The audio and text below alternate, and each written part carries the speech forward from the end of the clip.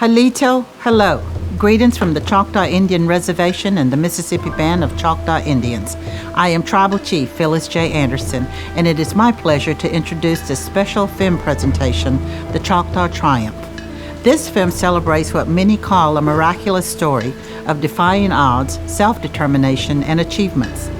Our Choctaw people have lived on the Mississippi lands we call home well before history was ever recorded.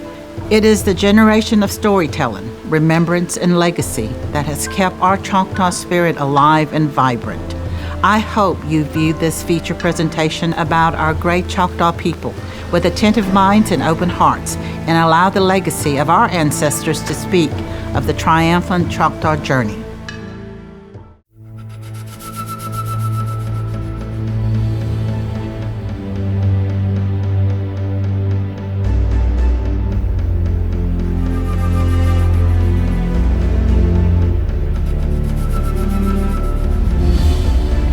To speak the language of our people is to remember all that has come to pass, the struggles and where we have come from, but it also tells of our success and where we are still to go. The name Choctaw invokes the place we call home. For our great tribe, the Mississippi Band of Choctaw Indians, it is this place, these deep south woodlands, streams and fields which have known us for so many centuries. All that precedes our presence here has been lost in the midst of time and legend. Here, we built our great mother mound, Nanawaya, so many generations ago, and it has outlasted mere history. To lose this place would be a profound tragedy, and it very nearly came to pass.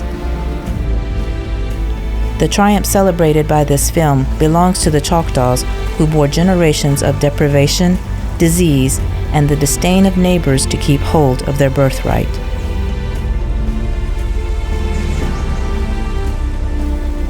It belongs to us, the generations that follow, who honor that sacrifice by reclaiming through vision, determination, and hard work the stature the tribe originally enjoyed. Before Europeans first arrived, the Choctaws were flourishing in self-sufficient communities and were among the most progressive Indian tribes on the North American continent. Choctaws were expert farmers and savvy merchants and were the leading economic and commercial power in what is now southeastern United States. Our ancestors lived for the most part at peace with their neighbors with whom they preferred commerce to warfare. When Europeans first arrived in America, Choctaws greeted the explorers and settlers as friends and potential trading partners. At the end of the colonial period, Choctaw warriors served as scouts for General Washington in the Revolutionary War and fought alongside General Jackson's forces at the Battle of New Orleans. But the fortunes of our Choctaw ancestors were about to change for the worst. The Europeans brought more than ceaseless war to the Native Americans. They also brought diseases like smallpox, to which the Native American tribes had no resistance. President Andrew Jackson used a thinly veiled threat of force to get Choctaws to abandon ancestral lands. Though the Choctaw people demonstrated their loyalty to the United States by siding with Americans in numerous wars and conflicts, our people still suffered a great loss at the hands of the federal government. Through a series of treaties, culminating with the Treaty of Dancing Rabbit Creek in 1830, Choctaws were progressively stripped of their lands, yielding the last of our revered homelands to the United States government. With the Treaty of Dancing Rabbit Creek, the vast majority of Mississippi Choctaw began the difficult journey to the Indian Territory of Oklahoma that came to be known as the Trail of Tears. The tiny fraction of Choctaws that chose to remain would pay a terrible price for their devotion to the traditions of the tribe. During these hardships, our ancestors remained unfailingly determined to sustain their strong sense of cultural and linguistic identity and community and family ties. Landless, destitute, and denied an adequate education, they were reduced for the most part to sharecropping. By the beginning of the 20th century, the Choctaw infant mortality rate was the worst in the nation, and those who survived lived on an average less than 50 years. The federal government took little notice of the remaining Choctaws. In 1910, there were fewer than 1,300 Choctaws, and they were dying faster than they were being born. The Mississippi Choctaws were headed for extinction.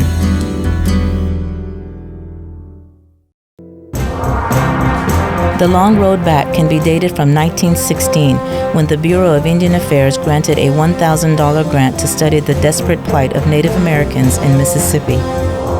A congressional hearing was held in 1917 in the area south of Philadelphia, Union, Mississippi. It gave a vivid picture of an impoverished people that was personally dictated by tribal members York Tubby and a few other Choctaw people. They helped to create a new awareness of the destitute plight of a once great community. Not long after the end of World War I, things began to change for the tribe. Something truly remarkable happened. Instead of taking away land from the Choctaws, the government, through the Bureau of Indian Affairs, launched 3 acquisitions of Choctaw lands on behalf of the tribe in 1920. That was also the year in which a Choctaw school system was established, replacing previous missionary schools. After the adoption of the Indian Reorganization Act of 1930, the Mississippi Choctaws created their first temporary tribal council, a 16-member business committee, in 1934. It would be another decade, in 1945, before the tribe adopted their own constitution and bylaws and was recognized by the Department of Interior as a federally recognized Indian tribe.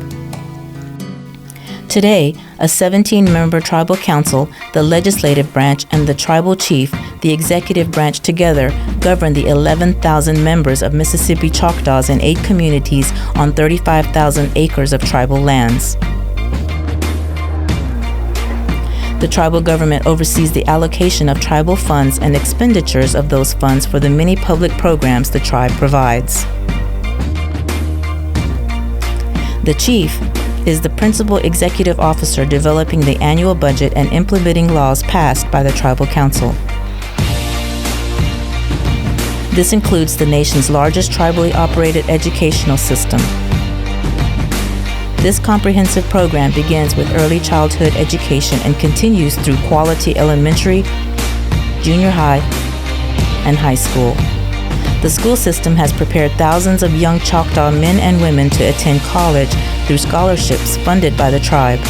To date, through earned gaming dollars, the tribe has paid more than $54 million in tuition for tribal members. All funds received from various tribal enterprises are applied to benefit the people and the community and to the maintenance and expansion of tribal infrastructure. Law enforcement, a function contracted from the Bureau of Indian Affairs in 1985, is now operated by the tribe. The Department of Public Safety now employs more than 130 tribal law and detention center personnel, including uniformed police officers, canine officers, investigators, administrative positions, wildlife and parks, animal control, adult and juvenile detention center staff, all equal in training and quality to any in the state.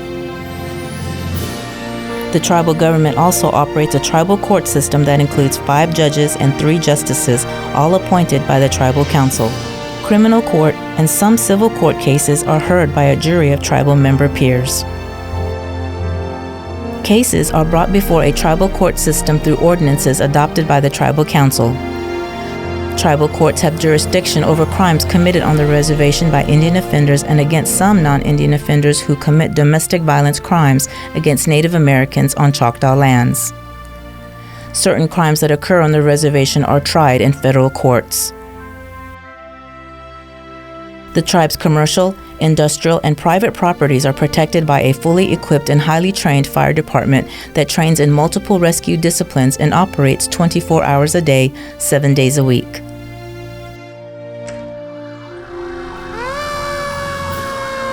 The Choctaw Health Center system encompasses all aspects of inpatient and outpatient treatment, from prenatal care to one of the finest residential centers for the elderly in East Central Mississippi. A new state-of-the-art 180,000 square foot health center was opened in 2015 to serve the growing tribal population. The health center offers numerous services including emergency room, ambulance services, inpatient and outpatient services, pediatric and women's wellness clinics, pharmacy, physical therapy, specialty clinics, cafeteria, prevention and wellness programs, laboratory, diagnostic imaging department, community health department, dental, diabetes treatment, behavioral health, and more. A family and community services program provides supported economic and behavioral health resources to tribal members in need. All of this has been accomplished without losing an appreciation for traditions that define the tribe. In celebration of these traditions, the tribe hosts a yearly fair open to all, featuring a unique insight into the culture, nationally acclaimed talent, as well as the ancient field sport kabocha, known today as the World Series stickball games, whose roots date back hundreds of years. The annual Choctaw Indian Fair is a celebration that enjoys growing popularity throughout the region. Beginning in the 1980s, the tribe expanded into industrial manufacturing with Packard Electric's selection of Choctaw Enterprises as a supplier of wiring harnesses for General Motors cars. The Choctaws quickly established themselves as one of the best manufacturers of wiring harnesses in the world. In the pursuit of their vision of a well-educated and fully employed Choctaw workforce, the tribe established a number of highly successful business relationships with major U.S. corporations. Currently, the tribe operates a commercial laundry, Choctaw Laundry, and is engaged in construction projects nationwide through ICBE Incorporated. The most dramatic of tribal enterprises is the Pearl River Resort in Choctaw, Mississippi, which encompasses the Silver Star and Golden Moon hotels and casinos and the expansion of Bocoma Casino in Sandersville, Mississippi. These Vegas-style properties are frequented by guests throughout the world and ranked with the very best in offering unique restaurants, a sports book, day spa, retail shopping, and of course, the dynamic action of the casino floor.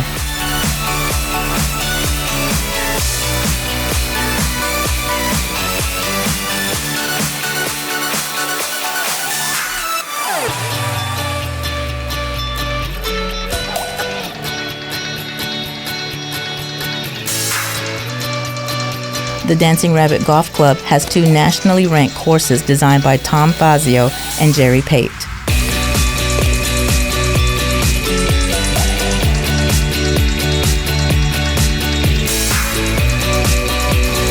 The Geyser Falls Water Theme Park attracts capacity crowds for family fun in its seasonal operations.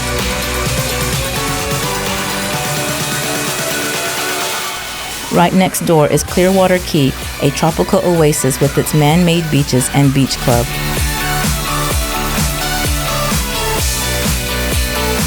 Visitors can also enjoy the man-made 300-acre lake named for a famous Choctaw chief, Pushmataha. In addition, guests can honor brave young Choctaw warriors at the Choctaw Veterans Memorial Wall.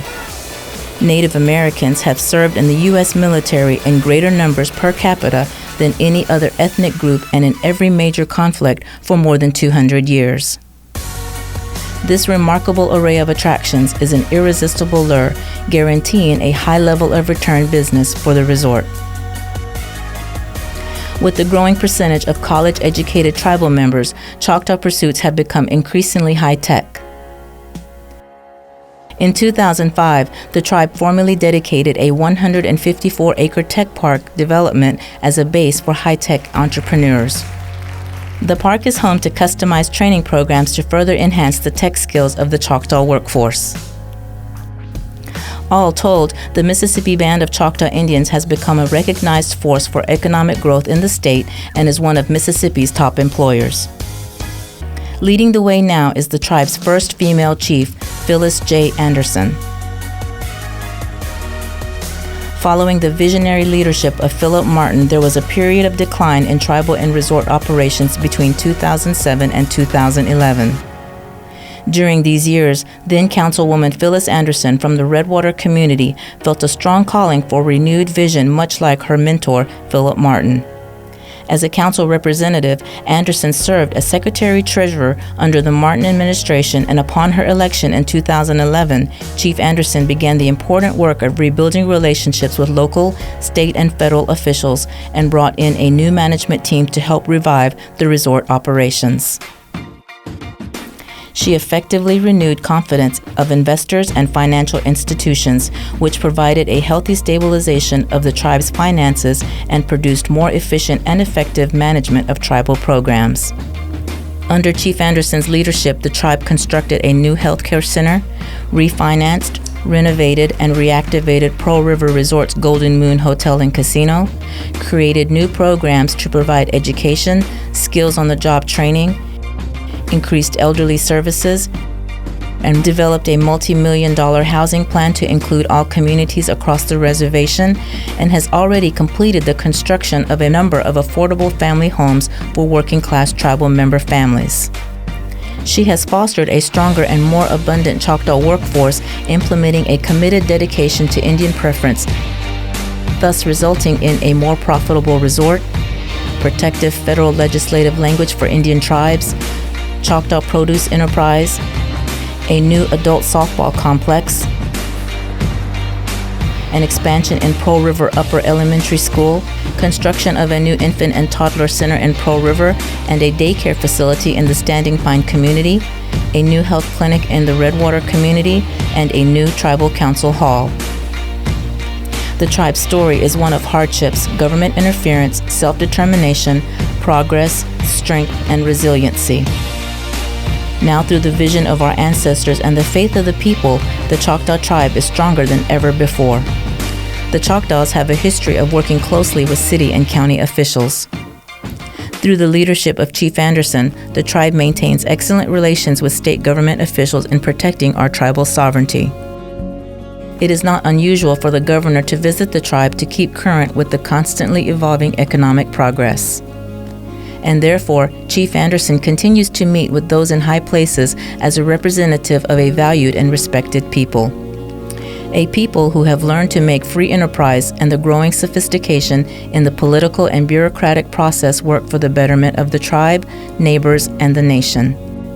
Chief Anderson walks the halls of Congress and visits the White House or the offices of the Bureau of Indian Affairs to speak for our Choctaw people, much as the greatest chiefs of an earlier era sought to do. Like her ancestors, Chief Anderson sees the need for the tribe to embrace change while holding on to the traditions and character that define the Choctaws. The core belief that shapes Anderson's vision is the need for tribal self-determination built upon a foundation of education and economic security. The Choctaws exercise strong stewardship over the use and development of natural resources of the tribal lands, which reflects their deep respect for it. Our mother mound, Naniwaya, erected perhaps 1,000 years ago, is known in Choctaw lore as the origin point of the Choctaw tribe. During the years of Choctaw immigration, between the years of 1830 and 1840, many said they would never abandon Naniwaya as long as she stood, and we haven't. So our tribe, the Mississippi Band of Choctaw Indians, is well on our way to achieving our version of the American dream again. And again, we stand upon the lands that were ours before the first Europeans encountered our ancestors, embracing change that benefits our people while retaining the traditions and character that defines who we are. Here, the Choctaw stand forever. Chatta hapia hoke.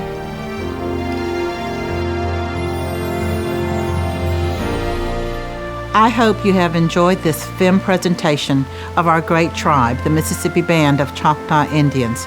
As you can see, our strong inner spirit that has sustained us throughout history is deeply rooted and reveals itself again and again in beautiful and triumphant ways to express our strong culture, traditions, determination, and progress. I invite you to visit our Choctaw Indian Reservation and learn more about the only federally recognized tribe in the state of Mississippi and the original inhabitants of this land we call home. From Choctaw, Mississippi, I wish you many blessings. Hachinya kokile.